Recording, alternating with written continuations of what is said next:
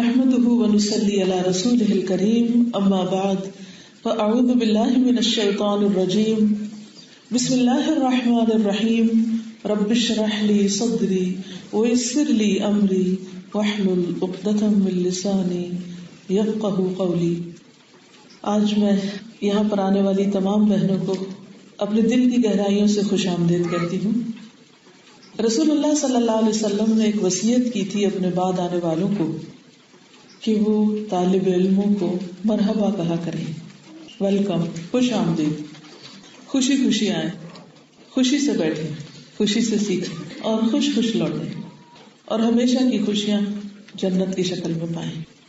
اللہ کرے کہ ہماری آج کی محفل ہم سب کے حق میں آخرت کی کامیابی کا ذریعہ بن جائے اور ہم جو کچھ سیکھیں وہ حق پر مبنی ہو۔ ہم سب اپنی زندگی میں کچھ نہ کچھ کرتے رہتے ہیں، ہر وقت مصروف۔ اگر ہمارے ہاتھ پاؤں مصروف نہیں تو ہمارا دل مصروف، کچھ نہ کچھ سوچتے رہتے ہیں۔ جب دل میں بہت ساری باتیں آتی ہیں تو پھر ان کو کہنے کو دل چاہتا ہے، پھر بولنا شروع کر دیتے ہیں، کچھ نہ کچھ کہتے رہتے ہیں۔ کبھی اللہ کا ذکر کرتے ہیں، کبھی بندوں کا ذکر کرتے ہیں، کبھی کسی کی اچھی بات کرتے ہیں اور کبھی کسی کے خلاف باتیں شروع کر دیتے ہیں۔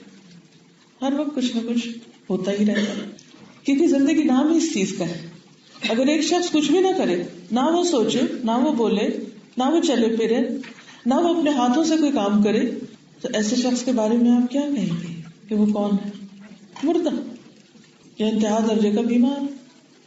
تو جو بھی زندہ ہے وہ حرکت کرتا ہے، لیکن ہر شخص کی حرکت مختلف طرح کی ہوتی ہے۔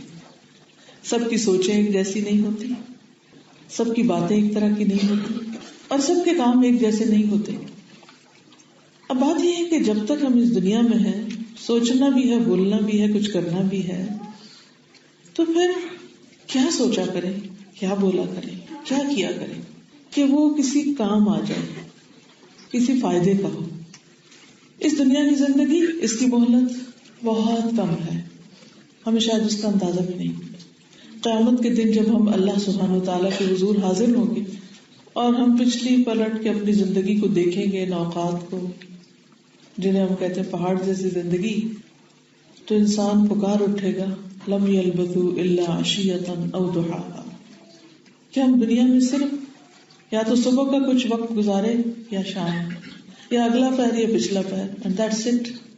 جیسے آج آپ دن کا پہلا پہر میرے ساتھ یہاں گزارنے آئے ہیں، تو اسی طرح ہر شخص اگلا یا پچھلا پہر کہیں نہ کہیں گزارتا ہے، اور ہمارے یہ ہر روز کے اگلے پچھلے پہر قیامت کے دن بس صرف ایک اگلا یا پچھلا پہر بن جائیں گے، دیٹس اٹ۔ اس لیے جس طرح اس وقت آپ بہت سنجیدگی اور بہت توجہ کے ساتھ سن رہے ہیں اور بہت شوق کے ساتھ یہاں بیٹھے ہیں اور بہت فاصلے طے کر کے آئے ہیں، یہی سنجیدگی ہمیں باقی زندگی میں بھی چاہیے۔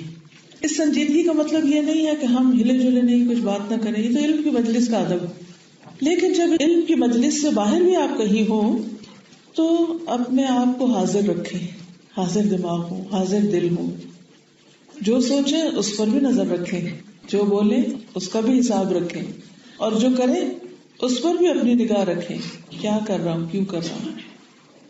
کیونکہ اینڈ آف دا ڈے ہماری ساری سوچوں کو کیلکولیٹ کیا جائے گا اور ان کے نمبر لگائے جائیں گے۔ ہماری ساری باتوں کو جو بھی ہم منہ سے نکالتے ہیں ان کا بھی ایک حساب ہوگا، وہ سب بھی گنی جائیں گی، تولی جائیں گی۔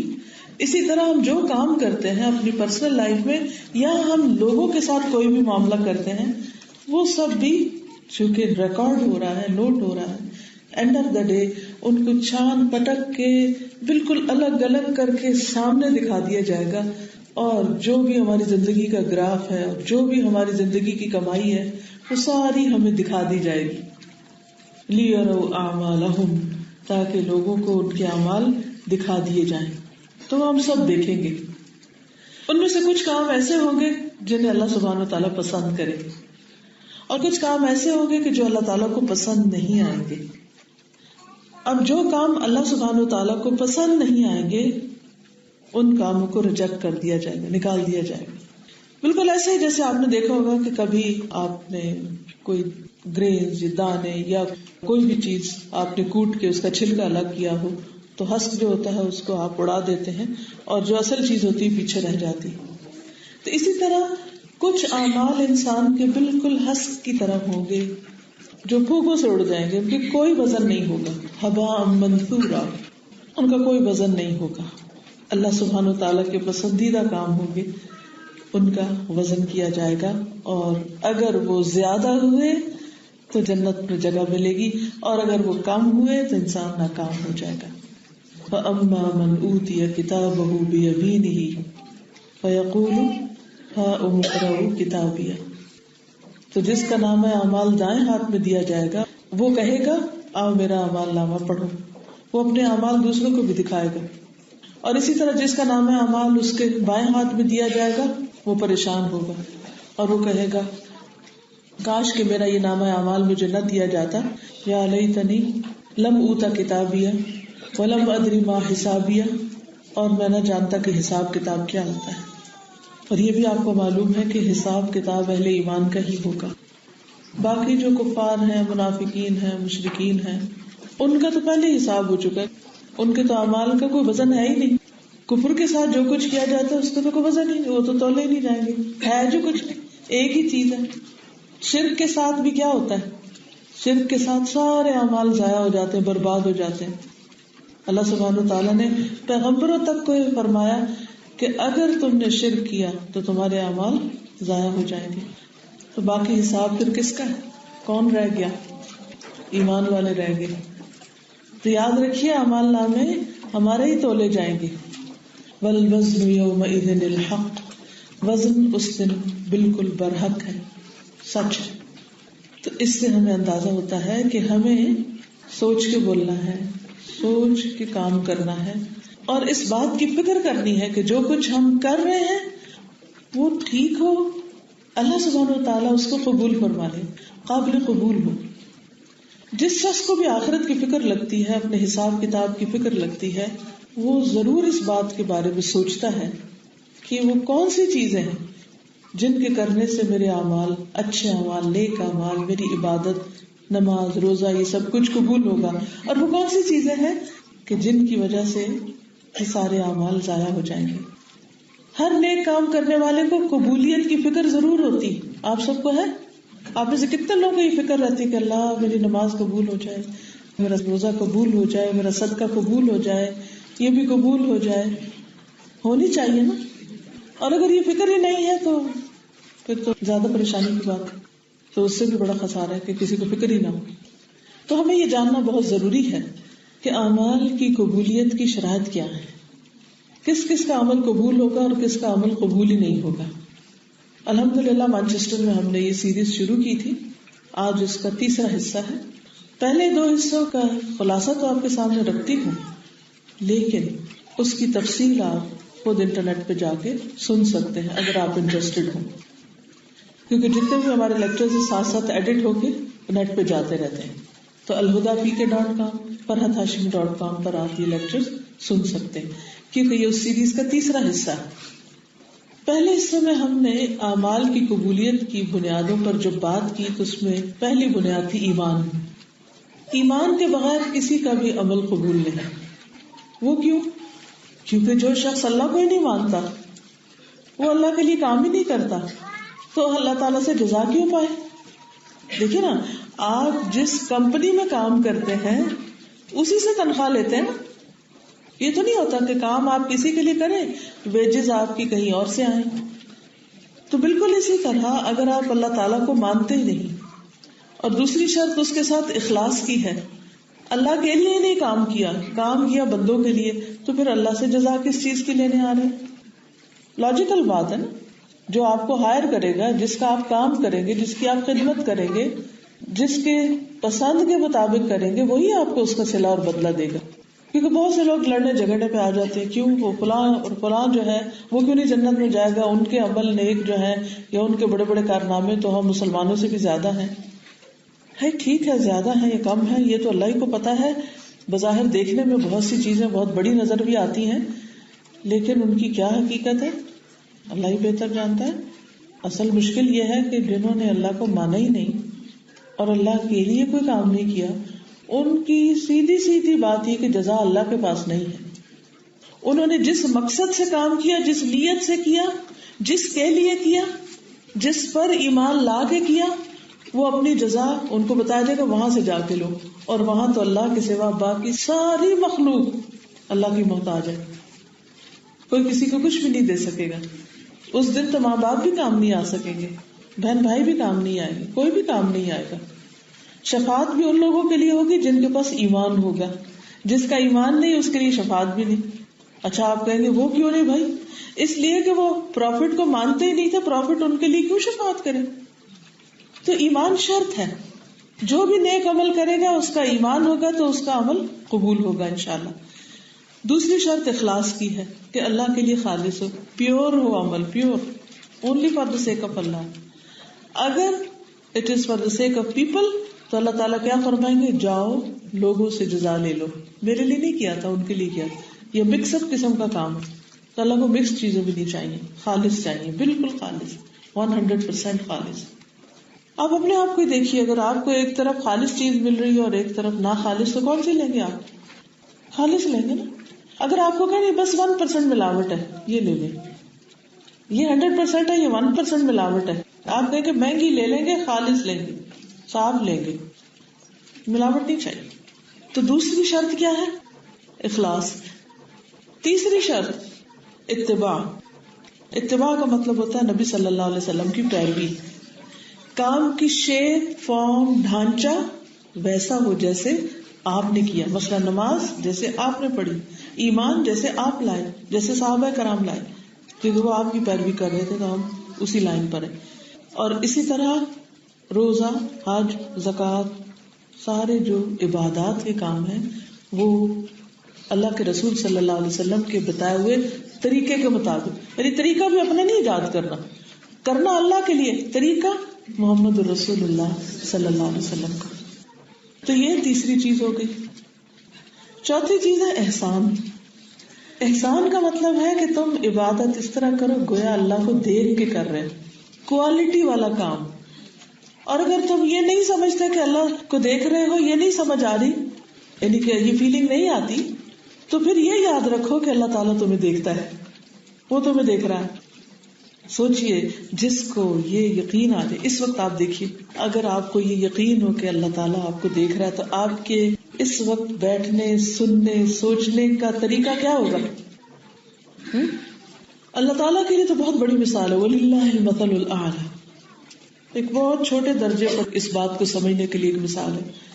جب آپ کو پتا ہو ٹیچر دیکھ رہا ہے تو آپ کیسے کام کرتے ہیں یا کرتے تھے؟ اگر آج کل آپ اسٹوڈنٹ نہیں، کیسے کرتے تھے؟ بالکل الرٹ ہو کے بیٹھ جاتے. اسی لیے جو طالب علم اگلی کرسیوں میں بیٹھ کے پڑھتے ہیں وہ ہمیشہ بہت الرٹ ہوتے ہیں، اور جو بیک بینچرز ہوتے ہیں وہ ادھر ادھر وقت ضائع کرتے ہیں. تو اگر بندوں کی نگاہیں ہمیں اتنا چونکا دیتی ہیں اور ہم ڈھیلے ہو کے بڑھنے کی وجہ سیدھے ہو جاتے ہیں کہ ہائے وہ دیکھو دیکھ رہے ہیں، کیا کہیں گے. اسی طرح جن لوگوں کا ہمیں تھوڑا سا بھی ڈر ہوتا ہے، جب وہ ہمیں دیکھتے ہیں تو ہم اپنا دوپٹہ ٹھیک کرنے لگ جاتے ہیں کہ بال تو نہیں ننگا ہو رہا، اس کو بھی پیچھے کر لیں، تو کیا کہیں گے. بندوں کا ڈر. تو پھر کام میں کوالٹی نہیں آتی نا، پھر حجاب بھی کوالٹی کا نہیں ہوتا، پھر گفتگو بھی، پھر کوئی بھی چیز کوالٹی کی نہیں ہوتی. تو اللہ تعالیٰ کو وہ کام پسند ہے جس کو کرنے والا مضبوط اور مکمل کرے، خوبصورتی سے کرے. لِيَبْلُوَكُمْ أَيُّكُمْ أَحْسَنُ عَمَلًا، احسن طریقے سے کرے، خوبصورتی سے کرے. اس لیے اگر آپ چاہتے ہیں آپ کی نماز قبول ہو تو کیسی پڑھے؟ سنوار کے پڑھے، خشوع و خضوع سے پڑھے.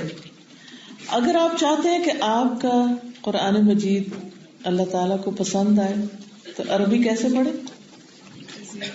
تجوید سیکھیں گے نا، پھر قرآن ٹھیک کرائیں گے نا. پھر آج کل تو اتنی سہولت ہو گئی الحمدللہ کہ اگر آپ کو کوئی اپنے محلے میں، مسجد میں ادھر ادھر کوئی ٹیچر نہیں ملتا، یا ملتے ہیں تو بہت مہنگے ملتے ہیں، تو آپ انٹرنیٹ پہ جا کے کوئی بھی اچھی قرات، مثلا alhuda.com کے اوپر قاری حذیفی کا ہم نے اس طرح ڈالا ہوا کہ ایک ایک آیت ان کے پیچھے پڑھیں اور پھر اس کو دہرائیں، یا بنت الہدا کے اسی طرح آڈیو ہیں، اس میں ایک آیت سنیں پھر اس کے پیچھے دہرائیں، پھر سنیں پھر دہرائیں.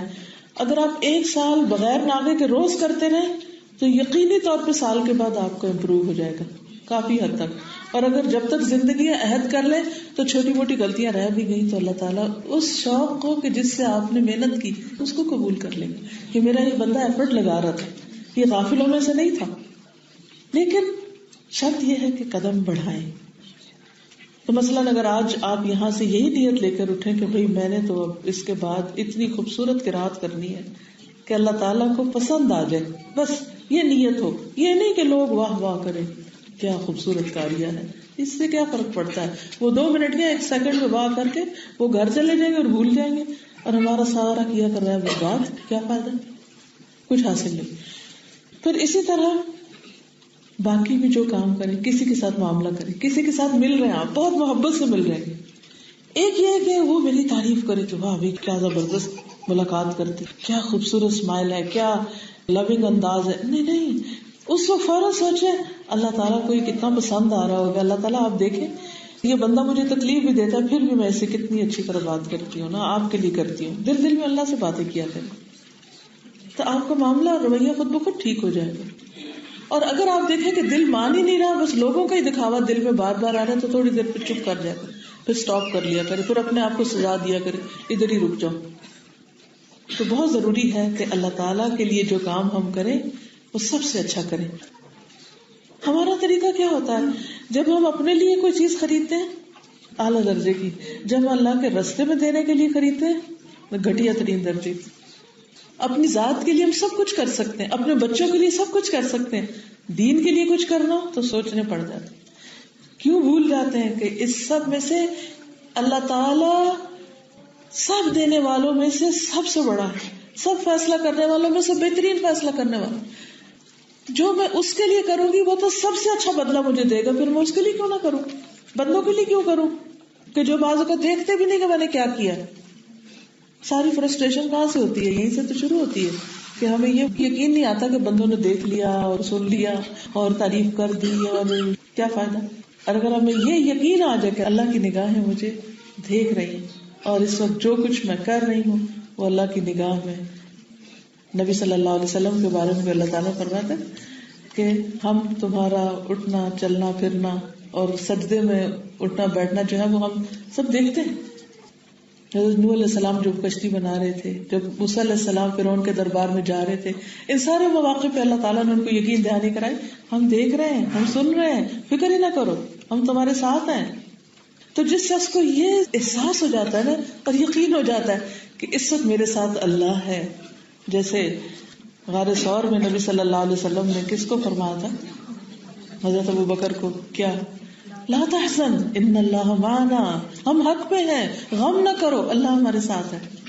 غم تو تھا، پریشانی بھی تھی، اور حضرت ابو بکر کو اپنی ذات سے زیادہ نبی صلی اللہ علیہ وسلم کی پریشانی تھی، لیکن انہوں نے کتنے پیار سے تسلی دی. لا تحزن، غم کی ضرورت نہیں، فکر کی ضرورت نہیں، اللہ ساتھ ہے، اللہ مددگار ہے، اللہ کا وعدہ ہے کہ ضرور مدد کرے گا. ان تنصروا اللہ ینصرکم، اگر تم اللہ کے دین کی مدد کرو گے اللہ تمہاری مدد ضرور کرے گا.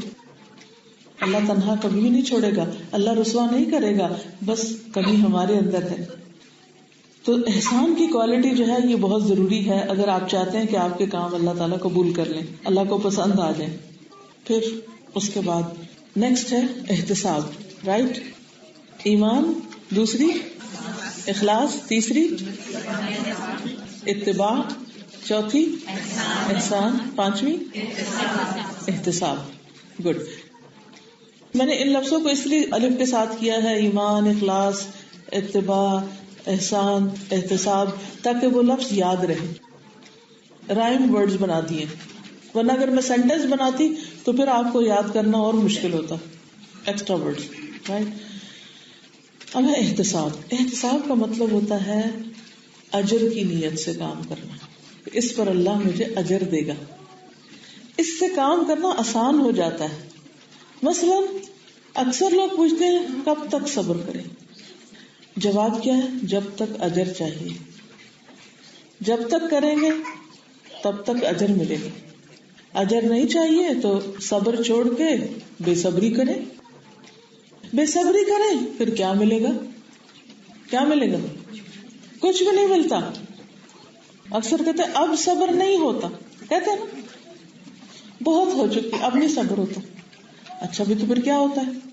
نہ کرے، کچھ اور کرے، بے صبری کرے، چیخے، چلائے، سر پاڑے، دیوار کے ساتھ جا کے مارے، اپنے آپ کو مار ڈالے، کیا ہوگا؟ کیا ملے گا؟ کچھ بھی نہیں. شیطان خوش ہوگا، رحمان کی ناراضگی ہوگی، کیا ملے گا؟ بے صبری آسان ہے؟ بتائیے، بے صبری آسان ہے؟ بے صبری فائدہ مند ہے؟ نہیں، کیونکہ اگر آپ سے صبر نہیں ہوتا تو لازماً آپ بے صبری کر رہے ہیں. جب بے صبری کر رہے ہیں تو پھر فائدے نہیں ہے، نقصان ہے، اور وہ بھی آسان نہیں ہے. بے صبری بھی بڑی مشکل ہے. بے صبری میں لوگ اپنے آپ کو مارتے ہیں، بال کھینچتے ہیں، کپڑے پھاڑتے ہیں. بھئی بال کتنی دیر روکتے ہیں، کپڑے کتنی مشکل سے سلتے ہیں، چوٹ لگ جائے کتنی دیر سے درد کو آرام آتا ہے. یہ سب کرنے کا کیا فائدہ؟ کیا مسئلہ حل ہو رہا ہے؟ نہیں، صرف شیطان کا بہکاوا ہے. پیغام بلانے کے لیے صبر نہیں، بے صبری کرو. نہیں، صبر کریں گے تو کیا ملے گا؟ وقتی طور پہ ضرور تکلیف ہوگی، لیکن وہ تو بے صبری میں بھی ہے نا. تکلیف ہوگی لیکن اس کے بعد ایک ایک لمحے پر اجر. کتنا اجر گن بھی نہیں سکتے آپ. انما یوفی الصابرون اجرهم بغیر حساب، بے حساب، انلمیٹڈ. نماز پر بے حساب اجر کی اس طرح بات نہیں کی گئی جس طرح صبر پر. تو جو لوگ اللہ کی خاطر صبر کریں، بیماری پہ، تکلیف پہ، کسی وفات پہ، کسی کی بے رخی پہ، کسی کی زیادتی پہ، کسی کی بدتمیزی اور بد اخلاقی پہ، ان کا اجر اللہ کے پاس لکھا جاتا ہے. تو جب انسان اجر کی توقع رکھتا ہے تو پہاڑ چڑھنا بھی آسان ہوتا ہے. جب آپ کو پتا ہوتا ہے نا وہ ٹاپ پہ کوئی چیز ملے گی جا کے، تو مارے بندے سانس ہاں پہ اوپر چڑھ ہی جاتے ہیں. مثلا ایک عورت کے بچے نہیں ہوتے اور اس کو پتا ہے کہ بچہ کا حمل سے لے کر پیدائش بڑی مشکل کام ہے. پریگنینسی بھی وہن علی وہن ہے. پھر ڈیلیوری، آپ کو پتا ہے ایک ڈیلیوری میں کتنی پین ہوتی ہے؟ جیسے 20 ہڈیاں ایک وقت میں ٹوٹے. اس کو میجر کیا گیا ہے، it's equal to 20 bones get fractured at the same time. کیا حال ہوگا بندے کا؟ لیکن ماں کیوں اتنی پین اٹھاتی ہے؟ Why؟ اور پھر ایک دفعہ نہیں، پھر پہلے کہتے ہیں بیٹی ہے تو کہتے ہیں بیٹا ہو جائے، پھر بیٹا ہو جائے تو کہتے ہیں 2 بھائی ہو جائیں، بیچارے کا اکیلا کیسے رہے گا. پھر وہ بہن ہے تو وہ اس کا کیا ہوگا، پھر یہ ہو جائے تو پھر وہ ہو جائے. اچھا وہ بہن کا بچہ نہیں، چلو ایک اس کو پیدا کر کے دے دے. کیسی کیسی تکلیفیں اٹھاتی ہیں خواتین. کیوں؟ کیونکہ اس بچے کو ملنے کے بعد جو خوشی ہوتی ہے وہ بے پناہ ہوتی ہے، وہ سارے درد بلا دیتی. تو اللہ کے پاس جو اجر ہے کسی بھی تکلیف کو برداشت کرنے کا، تو اس سے کہیں زیادہ ہے.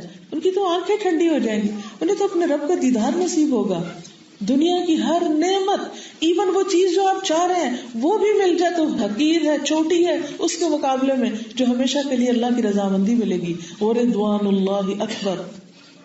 کوئی بھی کام کرنے کو جو دل نہیں چاہتا نا، مثلا دین کا، مثلا آپ کو ابھی تک نماز کی عادت نہیں پڑی کہ بر وقت پڑھے، کیا ہے وہ سستی، اٹھے کیسے صبح، بہت مشکل لگ رہا ہے. تہجد بہت مشکل، قرآن کی چند صورتوں کا یاد کرنا زبانیں بڑا مشکل ہے. یہ بھی مشکل، وہ ہر دین کا کام مشکل، کیونکہ ہوتا نہیں ہے مشکل، ہم دنیا کے اس سے زیادہ مشکل کام کر رہے ہوتے ہیں. دین کا ہے کہ شیطان اس کو مشکل بناتا ہے. اب آپ بتائیے کہ اس مشکل کے بعد کیا ہے، کیا چیز آپ کو اس مشکل پہ جم جانے کی قوت دے گی کہ اس پر اجر ہے اور مجھے اجر چاہیے. کئی لوگ کہتے نہیں یار ہم کو جنت کی پرواہ نہیں، بالکل جھوٹ کہتے ہیں. دنیا میں تو ایک گھر مل جائے اس کے بعد ایک اور کی تلاش ہوتی ہے، تو جنت کی کیسے ضرورت نہیں ہے؟ ہم سب کو ضرورت ہے اور جنت الفردوس چاہیے. اللہ تعالیٰ کو پسند ہے کہ ہم جنت الفردوس مانگے. اللہ تعالیٰ چاہتا ہے کہ بندوں کے اندر یہ شوق ہو، اور ہم بڑے پائس بنتے ہیں کہ ہمیں کوئی شوق نہیں. ٹھیک ہے، ہم یہ تو کہہ سکتے ہیں کہ یا رب تیرے دیدار کا شوق تیری جنت سے بھی زیادہ ہے، تیرے انعام سے زیادہ ہے کہ تیری ملاقات کا شوق، کہ ایک دفعہ تو مل جائے. اس سے بڑی کوئی چیز نہیں. ہم بندوں کی توجہ، کسی کو بچوں سے شکایت ہے، کسی کو ماں باپ سے. کئی بچے بڑے ناراض رہتے ہیں، وہ کہتے ہیں ہمارے ماں باپ کیئرنگ نہیں، ان کو ہماری پرواہ نہیں. کئی ماں باپ روتے رہتے ہیں ہمارے بچے ہمیں نہیں دیکھتے، دور چلے گئے، گھر چھوڑ گئے.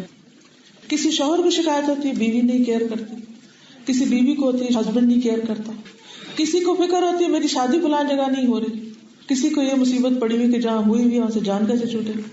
ہر بندہ کسی نہ کسی جگہ پریشان ہے. تو آپ دیکھیے دنیا میں جو آپ چاہتے ہیں نا وہ مل بھی جائے، اس کو ایک طرف رکھ دے اور دوسری طرف اللہ کا دیدار رکھ دے. کیا چاہیے پھر اپنے آپ سے پوچھیں. ٹھیک ہے ہم کہتے ہیں اللہ دنیا میں بھی بھلائی دے آخرت میں بھی دے, لیکن فار سم ریزن اللہ تعالیٰ ساری دعائیں قبول کرتا ہے, یہ والی نہیں کر رہا. ہوتا ہے نا زندگی میں کوئی ایک دعا ایسی پھنس جاتی ہے, ہٹک جاتی ہے. بعض لوگوں کو میں نے دیکھا ہے کہ وہ جو مانگتے ہیں ان کو ملتا جاتا, لیکن کوئی چیز ہوتی ہے وہ ساری زندگی مانگتے رہتے ہیں, نہیں ملتی, یہ بہت دیر سے ملتی ہے. جیسے حضرت یوسف علیہ السلام اپنے والد کو بالکل بڑھاپے میں جا کے ملے تھے, مل گئے تھے, دعا قبول ہو گئی تھی, لیکن بڑی دیر سے ہوئی تھی. تو پھر صبر کرنا پڑتا ہے, لیکن صبر نہیں ہوتا مگر اجر کی توقع سے. تو اجر کی امید اللہ سے رکھ کے کرتے جائیں کہ ایک دن ہو جائے گی, اور نہیں ہو رہی تو اس میں کوئی حکمت ہے, اللہ کو پتا ہے. ٹھیک, تو احتساب کا مطلب ہوتا ہے نماز ہو, قیام ہو, قرات ہو, کسی کو کھانا کھلانا ہو, بھوکے کو, کوئی یتیم مسکین کے سر پہ ہاتھ رکھنا ہو, کسی کی کیئر, کچھ سب اپنے رب سے اجر کی توقع کے ساتھ. وَلَسَوْفَ يَرْضَىٰ. یہ تو تھا پچھلی باتوں کا خلاصہ. آج ہم قبولیت کی چھٹی شرط پڑھیں گے, اور وہ ہے صدق فی العمل, عمل میں سچائی. صدق فی العمل, صدق صادق نہیں ہوتا, صادق صدق, صادقین صادقات, سچا ہونا, سچے لوگ.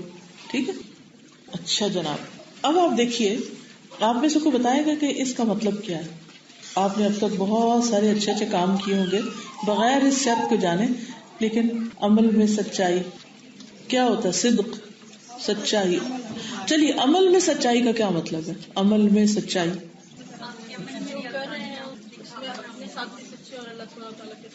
ٹھیک ہے, اوکے. صدق فی العمل, نیک اعمال میں ایک بڑی ہی اہم شرط یا اہم ترین شرط یہ ہے کہ انسان اپنے عمل میں سچا ہو, آنےسٹ ہو, کھرا ہو. مطلب اس کا کیا ہے؟ ایک ہی ارادہ ہو اس کام کے کرنے کا, واحد ارادہ, ون سنگل ریزن, کسی بھی عبادت کی ون سنگل ریزن, اور وہ کیا؟ اللہ کی خاطر. یہ ہے سچائی. اور اخلاص کا مطلب ہوتا ہے مراد ایک ہونا. صدق کا مطلب ہے ارادہ ایک ہونا, اخلاص ہے مراد ایک ہونا. آپ کہیں گے تو بڑے ہائی لیول کی باتیں ہیں, لیکن جو کہ ہم سب کے لیے ضروری ہے, اس لیے ہائی کو ذرا سا سمپل کر کے آپ کو سمجھاتی ہیں انشاءاللہ تعالی. صدق کا معنی یہ ہے کہ صرف اور صرف وہی عمل مقصود ہو, مطلوب ہو, اس کا ارادہ ہو, اور اس کے ساتھ کوئی دنیا کی لالچ, کوئی نفس کی خواہش شامل نہ ہو. مثلا دن میں 5 دفعہ ہم نماز پڑھتے ہیں, تو ہم نماز اس لیے نہ پڑھیں کہ یہ تو زبردست ایکسرسائز ہے, چلو جم جانے سے بہتر ہے 5 نمازیں شروع کر دیتی ہوں. تو اس میں نماز پڑھنے کے پیچھے آپ کا ارادہ کیا ہے؟ ارادہ کیا ہے؟ اسمارٹ ہونا. اچھا بھائی جسم بڑھتا جا رہا ہے, میرا خیال ہے کہ کوئی روزے رکھ لیتے ہیں. لوگوں کو آپ بتائیں جی میں تو نفلی روزوں کی بڑی عادی, نفلی روزے رکھتی ہوں. وہ کہیں گے واہ کیا عابدات, طائبات میں سے ہے یہ خاتون جو نفلی روزے رکھتی ہے. اندر ارادہ کیا ہے؟ پتلا ہونا, اسمارٹ ہونا. اگین عورتوں کا بڑا مسئلہ. کسی شخص سے کوئی کام ہے اور ویسے وہ آپ کے ہاتھ نہیں آتا, تو آپ اس کو اپنی زکوٰۃ دیں تاکہ وہ آپ کا غلام رہے. اب اس میں آپ کا ارادہ کیا تھا؟ اس کو غلام بنانا, اس کو اپنے مطلب کے لیے استعمال کرنا. اور آپ کر کیا رہے ہیں؟ اس کو زکوٰۃ دے رہے ہیں جو آپ کو دینی تھی, وہ دینی چاہیے, قرضہ تو دیں گے آپ. تو ون سنگل ریزن, وہ کیا؟ نماز. ون سنگل ریزن کون سی سے پڑھیں گے؟ اللہ کی عبادت. روزہ نفلی ہو یا فرضی, ون سنگل ریزن اللہ کی عبادت. زکوٰۃ ون سنگل ریزن اللہ کی عبادت. اللہ اکبر, بس. اور یہ جو اس کے ساتھ اور بہت ساری چیزیں. مثلا آج اگر آپ یہاں آئے ہیں, ون سنگل ریزن کیا ہو سکتی ہے؟ آپ بتائیے. اللہ کے لیے, علم حاصل کرنے کے لیے.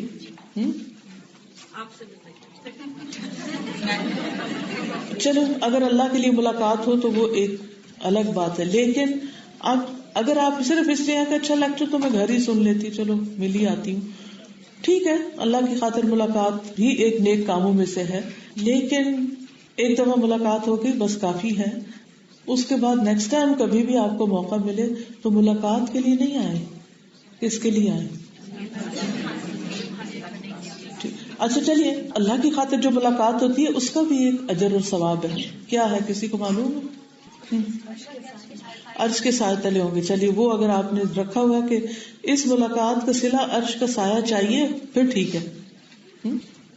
پھر اگر آپ مجھ سے ہاتھ نہ بھی ملا سکے تو بھی ناراض ہو کے نہیں جائیں گے، کیونکہ اللہ کے لیے آئے تھے بس، ٹھیک ہے، ہو گئی بات. اچھا، لیکن اگر کوئی شخص مثلاً کہے کہ فلاں شخص بڑا مزے کا کھانا بناتا ہے، چلو کھانا کھانے چلتے ہیں، اور اللہ کے لیے ملاقات بھی ہو جائے گی. کیا خیال ہے؟ مکس اپ کر دیا نا اس نے.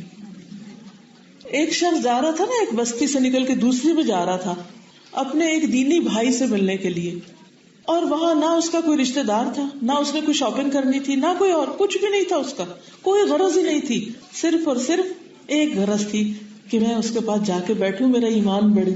کیونکہ اللہ کی خاطر جو ملاقات ہوتی ہے یا اللہ کی خاطر جو محبت ہوتی ہے اس میں انسان کا ایمان بڑھتا، وہ اللہ کے قریب کرتی ہے، بندوں کے قریب نہیں ہونا، اللہ کے قریب ہونا ہے. رائٹ؟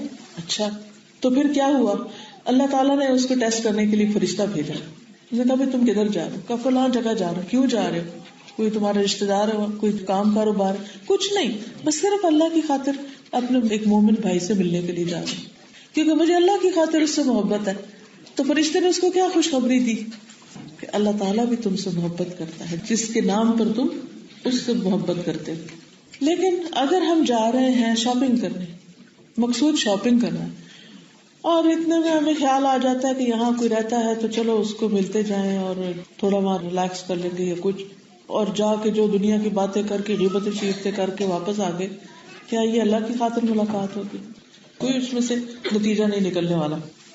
علم کی مجلس کے لیے بلایا جائے تو نیت یہ ہونی چاہیے کہ آج میں ایسے علم میں اضافہ کر کے آؤں جس سے میرا عمل اور اچھا ہو جائے، تو انشاءاللہ اللہ تعالیٰ اس کو اور زیادہ بابرکت کر دے گا. اچھا، اسی طرح اگر کوئی شخص مال کا حریص ہو، مال کی لالچ رکھتا ہو، اور وہ کہے کہ چلو میں ایک مدرسہ بنا لیتا ہوں اور چندے اکٹھے کروں گا، میں بھی مالدار ہو جاؤں گا اور لوگوں کو بھی تھوڑا بہت اس کو خرچ کر کے پڑھا کے تو بس بھائی ٹھیک ہے، کام چلے گا.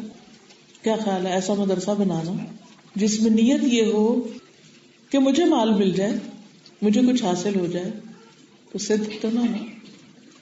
اسی لیے تو پھر ان مدرسوں سے خیر کو نہیں نکلتی. بڑی سے بڑی مسجد آپ بنا لیں، اگر اللہ کے لیے نہیں بنی تو اس سے پھر کیا نکلتا ہے معلوم ہے نا آپ کو. بعض اوقات صرف لڑائی، دنگا فساد، جھگڑے جھگڑال، روحانیت ختم. ایمان میں اضافے کی بجائے لوگ ایمان خراب کر کے آ جاتے ہیں ایک دوسرے سے لڑ کے وہاں سے، کیونکہ اس مسجد کی بنیاد کس پر نہیں تھی؟ تقوی پر نہیں تھی، اللہ سے ڈر پہ نہیں تھی. مثلاً آپ کو بہت اچھی قرات آ گئی اور آپ اور بھی سیکھے چلے جا رہے ہیں تاکہ میں اچھی قاریہ بن جاؤں، تو میرا جو پڑھانے کا ریٹ ہے وہ ذرا زیادہ ہو جائے. ابھی تو یہ اجازت ہے، اگر یہ 7 قرات ہے اب 10 ہو جائیں گی تو پھر لوگوں کو پتہ چل جائے گا کہ یہ ہائر لیول کی قاریہ ہے، اور پھر وہ مجھے 10 پاؤنڈ کی بجائے 20 پاؤنڈ گھنٹے کے دیں گے یا 30 دیں گے. تو مقصد کیا تھا؟ قرآن پڑھانا یا 30 پاؤنڈ کرنا؟ تو یہ اللہ کے لیے کام ہوگا؟ نہیں، اللہ کے لیے نہیں ہوگا. ون سنگل ریزن قرآن اچھا کرنے کی کیا ہونی چاہیے کہ میں ایسی قرات کروں کہ اللہ کو پسند آ جائے، اور میں اس کی کتاب کو لوگوں کو پڑھا دوں تاکہ جب وہ پڑھے تو اللہ تعالیٰ کو اور زیادہ مجھ پہ پیار آئے کہ میرے اس بندے نے ان کو بھی سکھا دیا تھا. آپ یقین کیجئے کہ اگر آپ کی یہ سوچ بدل جائے نا، آپ کے اندر خوشیوں کے سمندر ٹھاٹھے مارنے لگے، کیونکہ آپ کا مقصد بہت بلند ہو گیا، اور آپ کو لوگوں سے مقابلہ کرنے کی اور لوگوں کی فکر کرنے کی بھی ضرورت نہیں رہتی، بلکہ آپ کو ہر وہ شخص اچھا لگنے لگتا ہے جو اللہ کے دین کی خدمت کر رہا ہوتا ہے. اور کہتے ہیں شکر ہے، کیونکہ مقصد کیا؟ دین. دیکھیے نا، اگر مقصد دین ہے اور آپ دیکھتے ہیں اے بی سی اور ڈی جو ہے یہ سب دین کا کام کر رہے ہیں، کہتے ہیں مجھے اے سے بھی اللہ کے لیے محبت ہے، بی سے بھی، سی سے بھی، ڈی سے بھی، کیونکہ یہ سارے دین کو پروموٹ کر رہے ہیں، دین کو آگے بڑھا رہے ہیں، کیونکہ مجھے دین سے محبت ہے اور یہ میرے دین کو آگے بڑھا رہے ہیں، اس لیے مجھے ان سے محبت ہے. تو دل میں نہ کوئی نفرت، نہ کوئی غم، نہ کوئی حسد، نہ کوئی فکر، نہ کوئی فاقہ، نہ جلن، نہ کڑن. کوئی ترقی کرے، کوئی آگے بڑھے، آپ کے شکر ہے وہ آگے بڑھے تاکہ دین پھیلا. اور اگر یہ نیت نہ ہو پھر کیا ہوتا ہے؟ اگر اپنی ذات کو پروموٹ کرنا ہو، میری پروجیکشن ہو جائے، میرا نام سب سے اوپر آ جائے، تو پھر کیا پریشانی، مصیبت، بلا آئے گی کہ اگر کوئی شخص آگے جانے لگے گا تو مجھے مصیبت پڑ جائے گی، ہائے وہ مجھ سے آگے نکل گیا، اب یہ کیا ہو گیا؟ بھائی کیا کر رہا ہے وہ آگے جا کے؟ دین پروموٹ کر رہا ہے، تمہیں خوش ہونا چاہیے، تمہیں ناراضگی کس بات کی؟ اسی طرح اگر کوئی شخص مثلاً آپ سے اچھی نماز پڑھتا ہے، آپ بھی اچھی نماز پڑھتے ہیں، اگر آپ سے بھی زیادہ اچھی نماز پڑھتا ہے تو آپ کو اس پہ رشک آئے گا نا، نہ کہ حسد. آپ کو رشک کیا آئے گا؟ اللہ کتنی اچھی نماز، اللہ تعالیٰ مجھے بھی ایسے پڑھنے کی توفیق دے. تو یہ چیز پسندیدہ ہے. لیکن اگر آپ کو یہ ہوگا کہ اچھا یہ تو پھر مشہور ہو جائے گی کہ یہ تو پھر مجھے تو کوئی پوچھے گا بھی نہیں، لا حول ولا قوت الا باللہ. جب تک یہ بات رہی سب کیا دھرا برباد، کچھ ہاتھ نہیں آیا، کیونکہ نیت خراب ہے، ارادہ کچھ اور ہے. ارادہ کا مطلب ہوتا ہے کیا چاہتے ہیں. What do you want؟ الا ابتغاء وجہ ربہ الاعلی، رب اعلی کا چہرہ چاہتے ہیں. کیا چاہتے ہیں؟ What do you want؟ تو جب بھی کوئی نیک کام کرنے لگے تو ضرور سوچیں. مثلاً آپ نے قرآن مجید میں پڑھا کہ کھانا کھلانا جو ہے وہ اللہ تعالیٰ کی رضا کے کاموں میں سے اللہ تعالیٰ کو بہت پسند ہے، اس کے بدلے میں جنت ملتی. تو آپ بہت اچھا سا کھانا پکا کے لوگوں کو بلاتے ہیں کہ چلے لوگ کھانا کھائیں تاکہ مجھے اللہ کی محبت ملے. لوگ آتے ہیں اور کھانا کھاتے ہیں اور چلے جاتے ہیں، شکریہ بھی نہیں کہتے، تعریف بھی نہیں کرتے. اب اپنے دل کو ٹٹولے، کیا فائدہ ہوا؟ نہ کسی نے تھینک یو بولا، نہ کسی نے تعریف کی، کیا فائدہ ہوا کھانا پکانے؟ ایسے ہی میں صبح سے کھڑی تھی، نیکسٹ ٹائم تو یہ غلطی کرنی، نیکسٹ ٹائم نہیں میں نے بلانا کسی کو، کیونکہ میں نے کیوں بلایا تھا کہ میری تعریف ہو. بھائی ابھی تو میں کہہ رہی تھی کہ میں جنت چاہتی ہوں، تو ابھی کہہ رہی ہوں میری تعریف کیوں نہیں ہوئی؟ تو ارادہ ایک نہیں تھا، ارادہ وہ بھی کچھ تھا پہلے لیکن زیادہ یہ تھا. تو اس لیے مشکل ہے. کیا کرنا چاہیے؟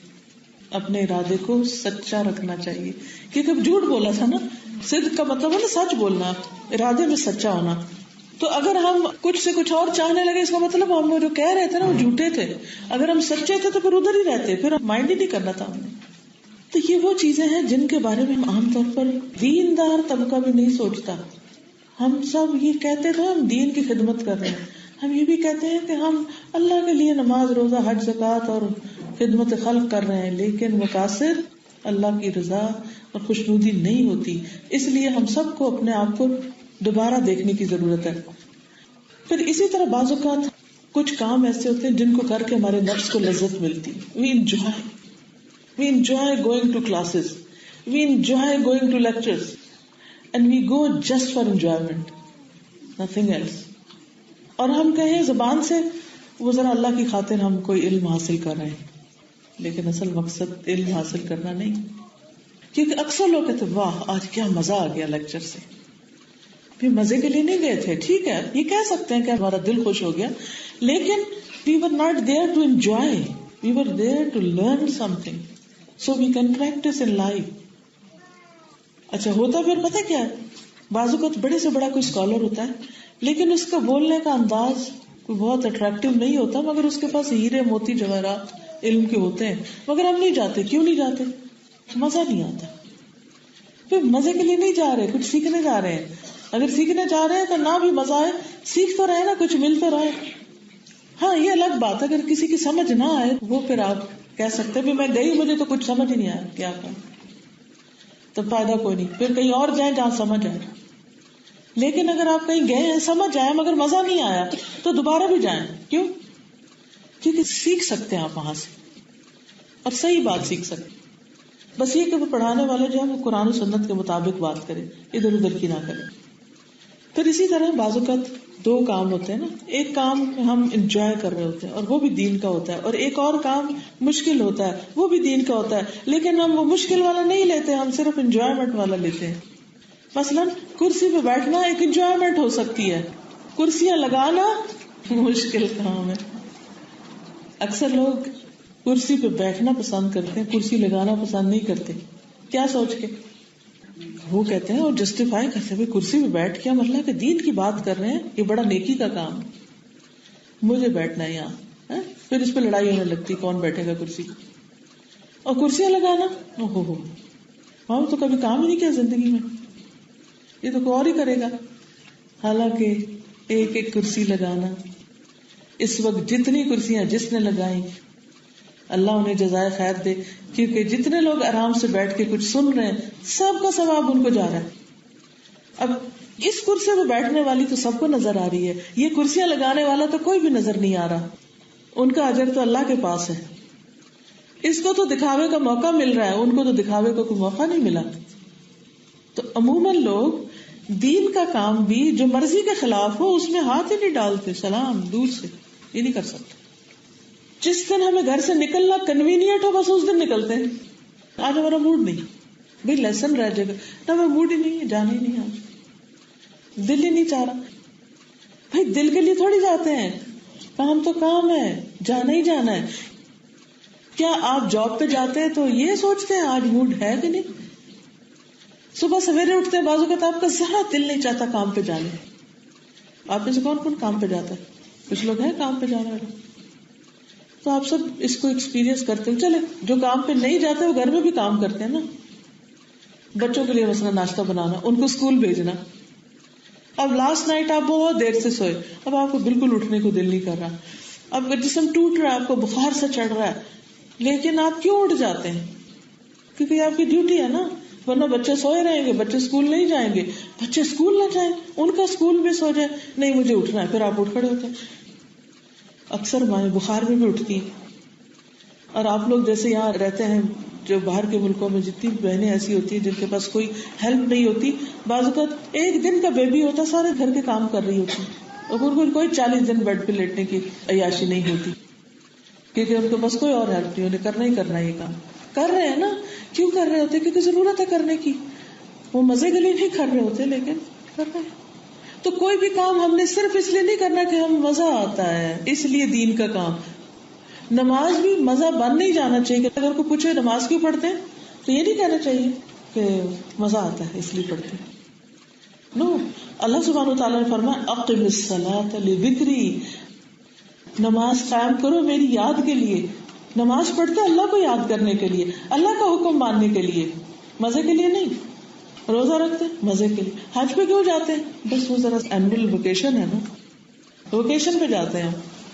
ہاں آپ یہ تو کہہ سکتے ہیں ہمیں ویکیشن پہ جانا ہے، ہم کہیں اور نہیں جائیں گے، ہم عمرہ کریں گے جا کے، تاکہ یہ پیسہ ہم اللہ کے گھر جانے پہ لگائیں تو ہماری ایمان میں اضافہ ہو. وہ ٹھیک ہے، لیکن اگر آپ یہ کہیں کہ ہم عمرے پہ گئے تھے جسٹ فار ویکیشن، نو، اللہ کی رضا کے لیے.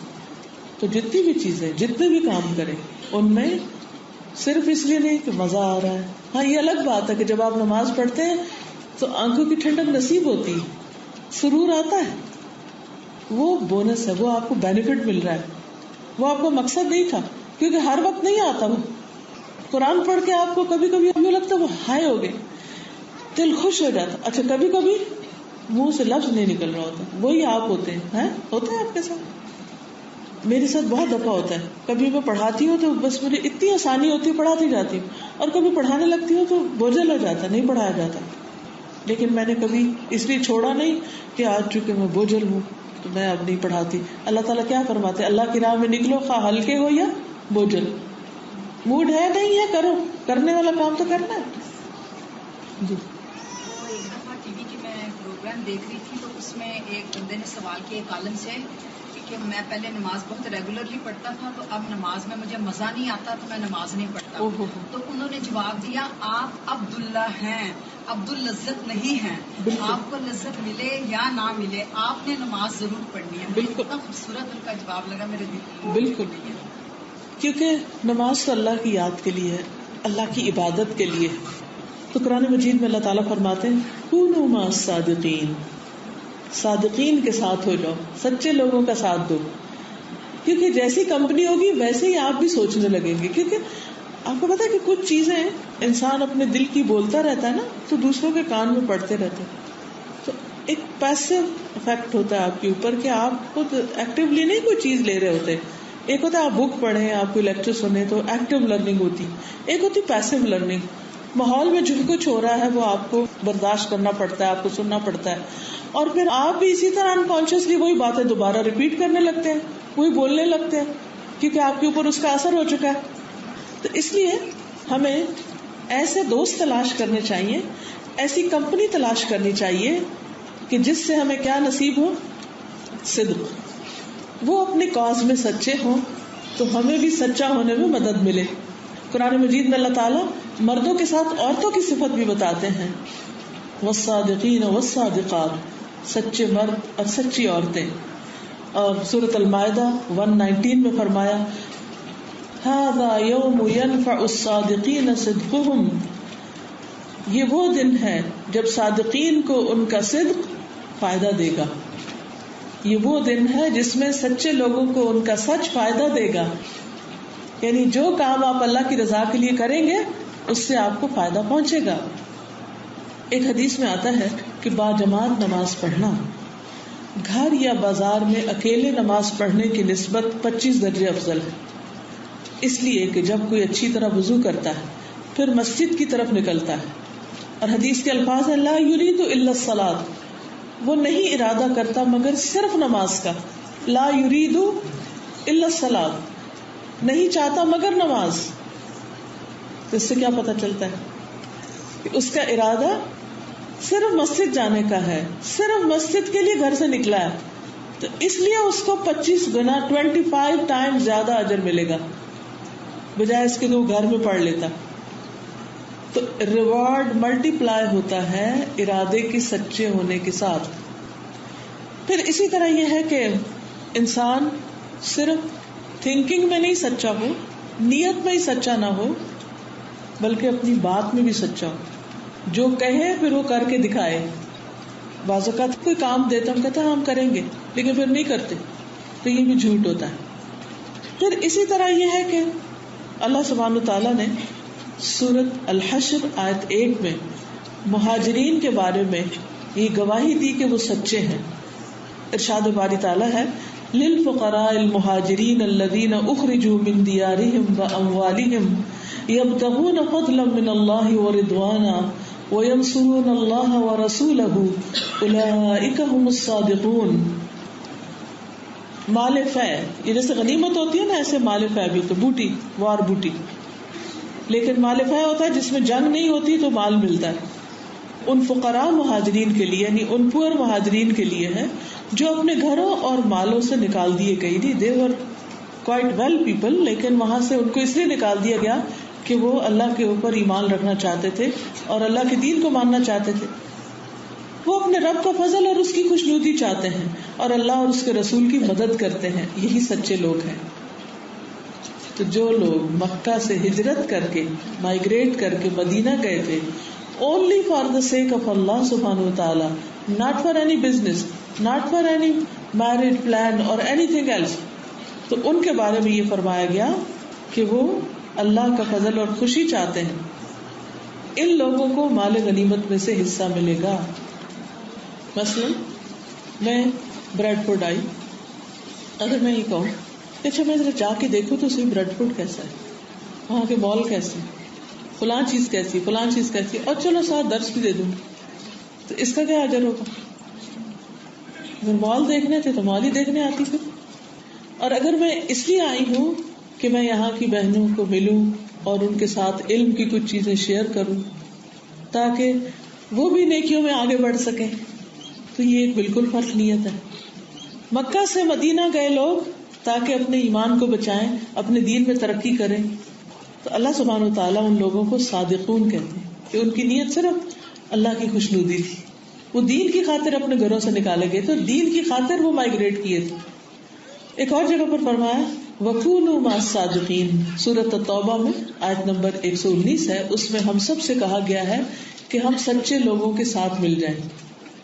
اس کے بارے میں ابو بکر صدیق رضی اللہ تعالیٰ عنہ فرماتے ہیں کہ صادقین سے مراد مہاجرین ہیں کہ ان کے ساتھ مل جاؤ، کیونکہ مہاجرین اللہ اور اس کے رسول کی خاطر ہجرت کر کے آئے، ان کے اندر اور کوئی مقصد اور کوئی اور غرض نہیں تھا. تو اس سے پتہ چلتا ہے کہ انسان کو اپنی سوچ میں بھی سچا ہونا چاہیے، اپنے بول میں بھی سچا ہونا چاہیے اور اپنے کاموں میں بھی سچا ہونا چاہیے. اسی طرح اس کا اعتقاد جو ہے، اس کا عقیدہ جو ہے اور اس کا حال جو ہے یہ بھی سچا ہونا چاہیے. قرآن مجید میں آتا ہے اولئک الذین صدقوا واولئک هم المتقون، یہی وہ لوگ ہیں جنہوں نے سچ کہا اور یہی تقوی والے ہیں.